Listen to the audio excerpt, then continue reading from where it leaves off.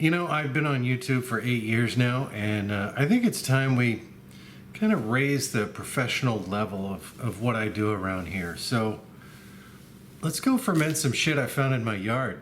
I just said, yes, man, right away, anything. I hope you didn't think I was serious. There's no way things are going to get more professional around here. So you heard me right. We are going to ferment stuff that I found growing in my backyard. Like a week ago, I was scrolling through YouTube shorts and I saw one by Alligator Bruce. He was one of those swamp people guys. He said he was going to make Sprite out of pine needles. So all he did was he took a handful of pine needles, shoved them in a jar, 5 tablespoons of sugar, topped it up with water, let it sit for 3 or 4 days. And I thought, okay, either this is awesome or it's bullcrap. So I tested it out, and I can't even express to you how blown my brain was, because it tasted like Sprite. I'm not kidding. I did the jar and everything. It was so good. That was amazing to me. And I said to myself, could you make that stronger? Yes, I think we can. So my big question for this video, what I want to answer in this experiment is, what's going to happen when we ferment a larger scale batch of this and then send it off to the liquor factory to distill it? What flavor is going to come through? Because in that jar of pine needles, you know, pine needles have a lot of vitamin C in them, but I didn't have any idea how citrusy that was going to be. It's very lemon and limey, but also there's a little something else. Not an unpleasant something else, but it doesn't taste like pine tree. That was the weirdest thing. It doesn't taste like pine tree at all. So I gotta know what's gonna happen when we get all the way through this process. So let's get going. First thing you need to know about picking pine needles is the kind of pine tree you have access to is very important. If you're in the Western United States, you got to stay away from ponderosa pine because those have some toxic compounds in them that are not safe for people. What I'm using is yellow pine that grows here in the South everywhere. I haven't done a crap ton of research on this to find out exactly what kind of trees in every area of the United States. I just know southern yellow pine, definitely. Ponderosa, no. If you find some good pine trees that are possible candidates, the best thing you can do is see if one of the universities in your state has an agricultural department that has done identification of all the different tree species in your state. Then do your best to go through their identification criteria to figure out what you have growing in your area and if they are safe. If they are not, don't risk it. First thing you need to do is we're going to go through these and pick out any of the dead brown ones because those aren't going to contribute any flavor. Once we do that, we're just going to give these a quick rinse to get any bugs off. We're actually going to use the wild yeast on our pine needles for the fermentation, at least for the first stage. If we need to add some yeast later on, we absolutely can. It's not going to hurt anything. If you let it go with the wild yeast and bacteria that's on it, you're going to get a little bit of a lactobacillus infection, possibly, but definitely a wild yeast that you have no idea what flavor it's going to contribute. It might be something awesome. So I say use what your environment has given you and just give it a light rinse. You don't need to scrub these things or put any sanitizer or soap on them or anything. Now I want to get this thing up a fairly high amount in ABV, so we're going to go for about 12% ABV for this. And to do that, we're going to make an invert sugar syrup. Invert sugar syrup, if you don't know, it's basically sugar, water, and a little bit of citric acid, and then you simmer that for about 20 minutes in order to get the sucrose molecule to break down into fructose and glucose. It's easier for the yeast to digest. So whenever I'm doing sugar in anything, I always like to invert it just to make the yeast happier. And since we're doing wild yeast, we really want to go as easy on it as we can. All right, so now that our sugar syrup is done and cooled off to room temperature, this is a 2-gallon bucket. We're not doing 2 gallons, we're doing 1 total gallon. But I wanted to make sure I had enough headroom because these are a lot of pine needles. So sugar syrup's in, pine needles are going in a very sophisticated manner. This is high-tech stuff here, folks, high-tech science. Now that we've got that in there, we're gonna add in a little bit of yeast nutrient. some of that, just to give those wild yeast a little bit of extra food so that they have the nutrition that they need as they start reproducing and eating up all that sugar. So about another 2 quarts of water to top this up. All right, that's it. So we're doing slight improvements on Bruce's recipe. We're doing a higher volume of sugar, it's inverted, and we threw in some yeast nutrient to make sure we're nice and healthy. Because the mild version that I did in the jar, the soda version, does have a tartness to it, and pine needles do have vitamin C, which is ascorbic acid. My suspicion is this may go a little acidic, and if it goes too acidic, it's going to slow down the fermentation and possibly kill the yeast. So I'm going to check back on this after 4 or 5 days and see if I need to stabilize the pH. I may need to throw in some oyster shells or something. Now, if you want to, you can go ahead and do that in the beginning just to make sure this doesn't, go crazy one way or the other. So we're gonna get this locked up. Because this is eventually, hypothetically, bound for distillation, you don't have to airlock it. But whenever I'm doing something with wild yeast, I like using an airlock because it kind of gives me an idea of the health of the system. Is the fermentation healthy? Is it producing well? I can come by and smell it and see if there's any sort of vinegar production, stuff like that. So I don't know how long this fermentation is going to take, but I'll see you when it's done or if anything comes up.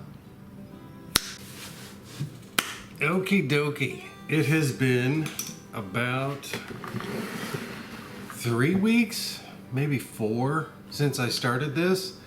It has fermented incredibly slowly. I think the last time I checked it, a week ago, it was 1.008 on the hydrometer, and it was very alcoholic, but it still had some ways to go. You could still taste some of that sweetness in there. So I decided to let it keep going. So I drew off a new sample, and we're right at 1.000. So that's great. It's finally finished fermenting. At one point, I put some oyster shells in there in order to balance the pH because I felt like it kept going too acidic. The pH kept dropping. It actually started going more acidic again despite having those oyster shells in there. And I didn't have any more, so I just put a little shot of baking soda. I didn't get that on camera, but I just put about 2 or 3 teaspoons of baking soda in there to bring the pH up a little bit to see if I could kick off the fermentation again and finish it out. And apparently that worked. As far as the taste of the wash, it's really hard to describe. It's kind of medicinal, but yeah, so it doesn't really have any sort of like pine needle fragrance or flavor to the actual wash, and it doesn't have that nice kind of citrusy, bright Sprite flavor. So I have no idea how this is going to turn out. It's either going to be like a super clean, kind of a neutral thing, or maybe have some sort of herbal note to it. I'm really not sure. And that actually brings me to today's sponsor, Olive Nation.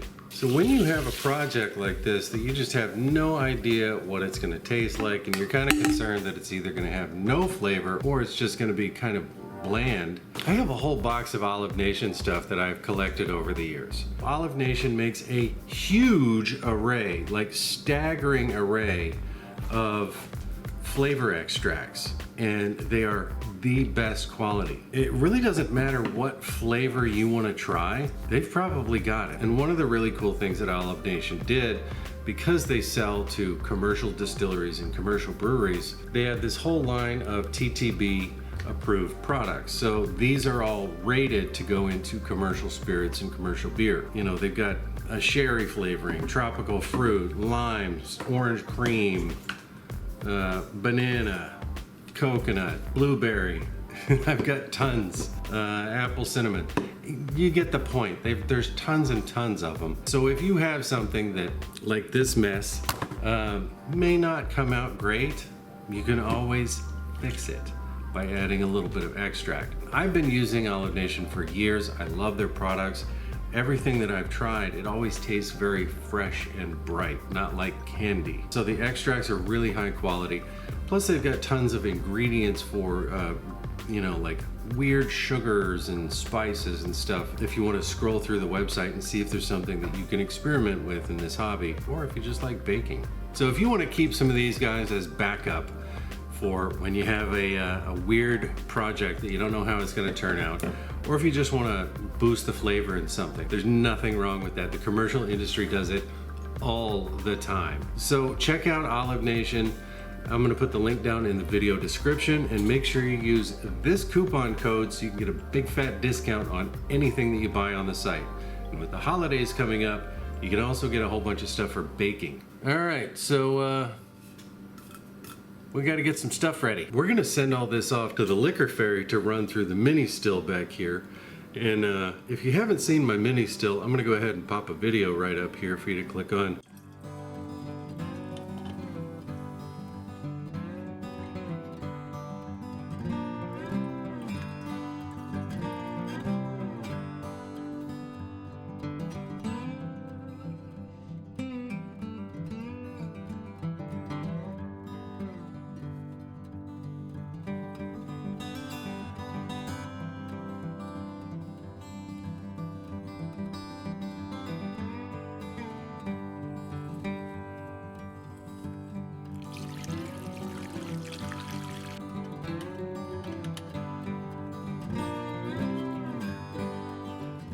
All right, so as you saw, I got everything ready for the liquor ferry and then sent it all off, and the liquor ferry came back, left a big fat jar under my pillow. But before we taste weird stuff that I found under my pillow, let me just say a huge thank you to all of my Patreons, all these folks here, and anybody that's not listed. Thank you guys so much for interacting with my posts, giving me great advice, and for coming up with the thumbnail idea for this video. So thank you again, and I'm serious, you guys are keeping my lights on.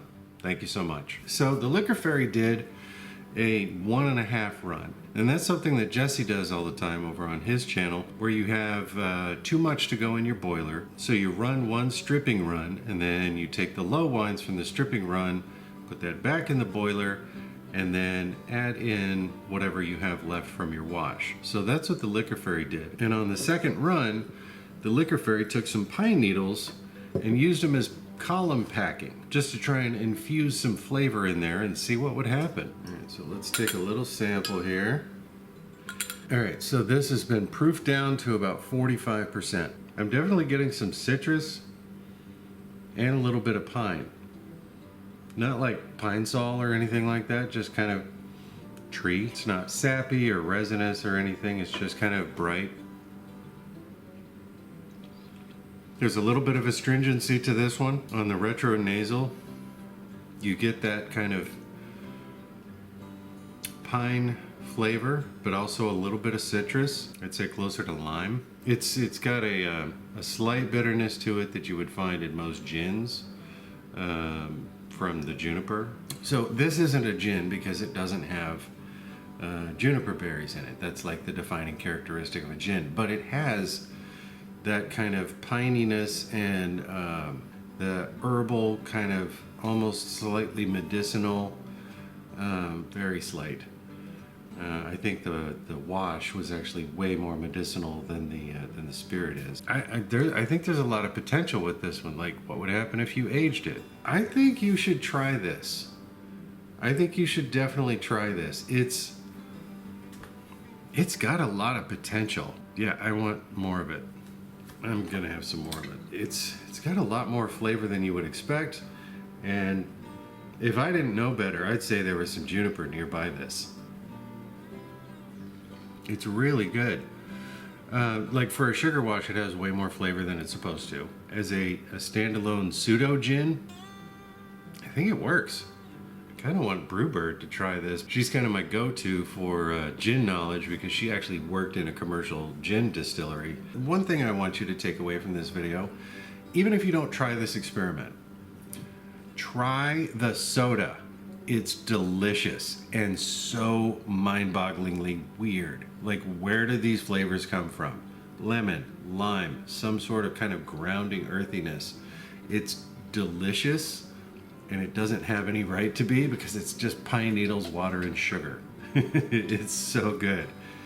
I just made this tonight because I wanted more of it. Like, I drank the last one. So, yeah, 4 or 5 days, this will be ready. But, like, that flavor the supreme citrusiness and that kind of earthiness. I really wanted that in my final product. I didn't get it because, I mean, you almost never do. Things don't work out the way you hope they will with distillation just because chemistry and physics are fickle.